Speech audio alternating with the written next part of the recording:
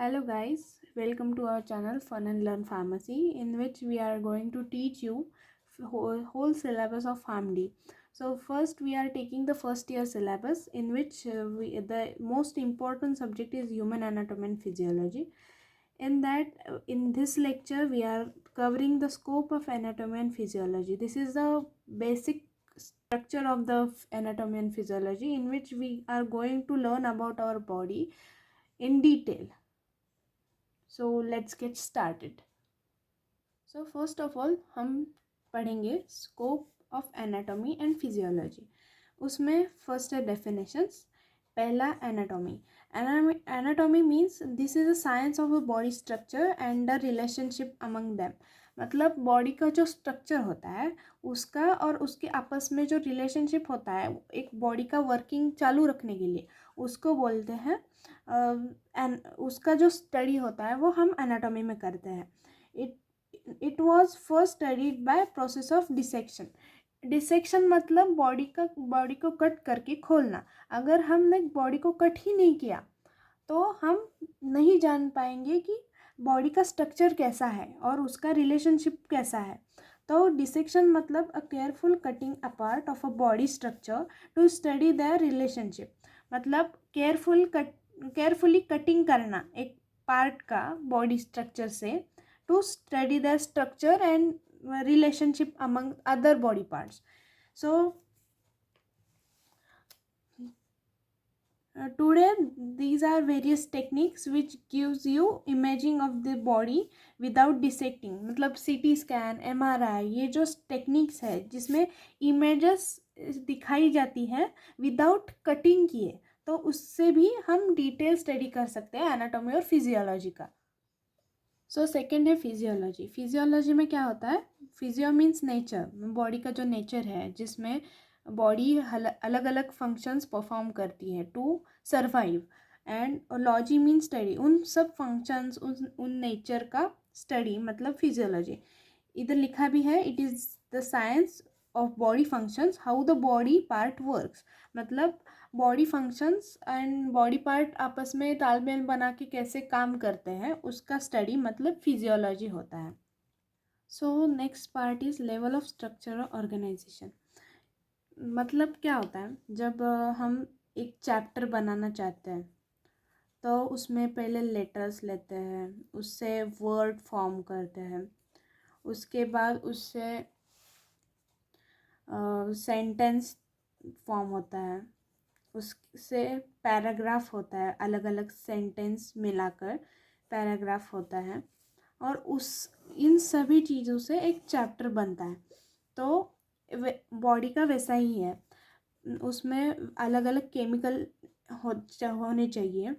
उस अलग अलग केमिकल्स को मिला के सेल बनता है, और अलग अलग सेल को मिला के जो सेम फंक्शंस परफॉर्म करे वो बना के टिश्यू बनता है. और टिश्यू अलग अलग टिश्यू लेके ऑर्गन्स बनता है, और अलग अलग ऑर्गन्स जो सेम फंक्शन के लिए मदद करते हैं उससे एक सिस्टम बनता है जो एक पूरा एक फंक्शंस परफॉर्म करे, लाइक रेस्पिरेशन, लाइक डाइजेशन. तो उसमें सिस्टम लेवल होता है, और अलग अलग सिस्टम्स मतलब respiration, digestion, excretion, nervous system, ये सब मिला के एक ऑर्गेनिज्म तैयार होता है. जो फर्स्ट है chemical level. Chemical level is a basic level, मतलब जो बेसिक लेवल में होता है. उसके बाद है उसमें इंक्लूड होता है atom, molecules. Molecule means combination of different atoms like hydrogen, oxygen वगैरह. उसमें DNA होता है, RNA होता है, ग्लूकोज होता है. और main part of the chemical reaction which was essential for the functioning of body. This level main part जो होता है केमिकल रिएक्शंस का, जिस पे बॉडी पूरा फंक्शन करती है, वो केमिकल लेवल में होता है. और सेल्यूलर लेवल जिसमें combination of molecules to form a cell. मतलब एक सेल फॉर्म करने के लिए बहुत सारे मॉलिक्यूल्स का कॉम्बिनेशन होना ज़रूरी होता है. अब उसमें क्या होता है, cell is the basic structural and functional of an organism which is composed with chemicals. मतलब सेल ये एक स्ट्रक्चरल एंड फंक्शनल यूनिट है, basic structural and functional unit है एक बॉडी का, जिसमें अलग अलग केमिकल्स का कॉम्पोजिशन होता है। और smallest living unit of the body, मतलब सेल जो है वो स्मॉलेस्ट यूनिट होता है बॉडी का। उसके बाद आता है टिश्यू लेवल।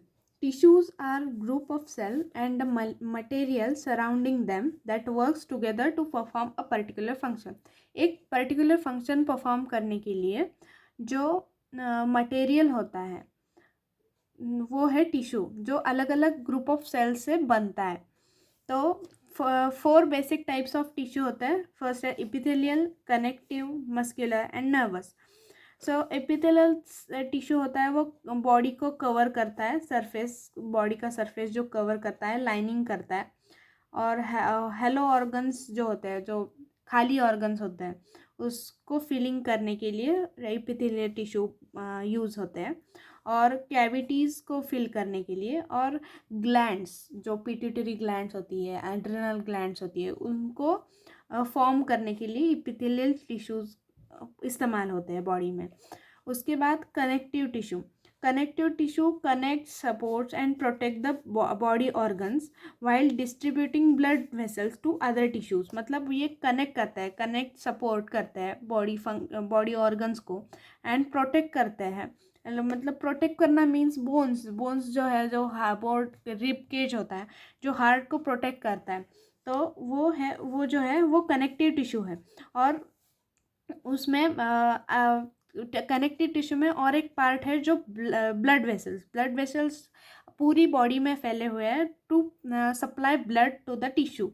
सो कनेक्टिव टिश्यू में ब्लड वेसल्स एंड बोन्स, ये बहुत इम्पॉर्टेंट चीज़ें होती है।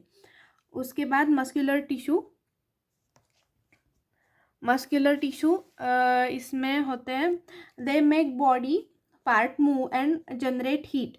मतलब बॉडी पार्ट्स को मूव करना मस्कुलर टिश्यू प्रमोट करता है। और ऑल्सो दे जनरेट हीट, मतलब बॉडी का जो टेम्परेचर होता है 37 डिग्री सेल्सियस, जो अप्रॉक्सीमेट बॉडी टेम्परेचर होता है नॉर्मल वाला, तो वो जनरेट हीट और वो मेंटेन करने का काम मस्कुलर टिश्यू करते हैं।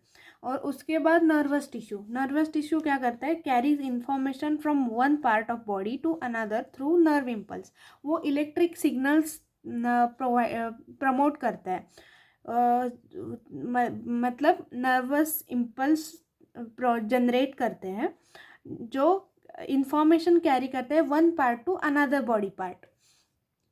सो these are 4 types of tissue.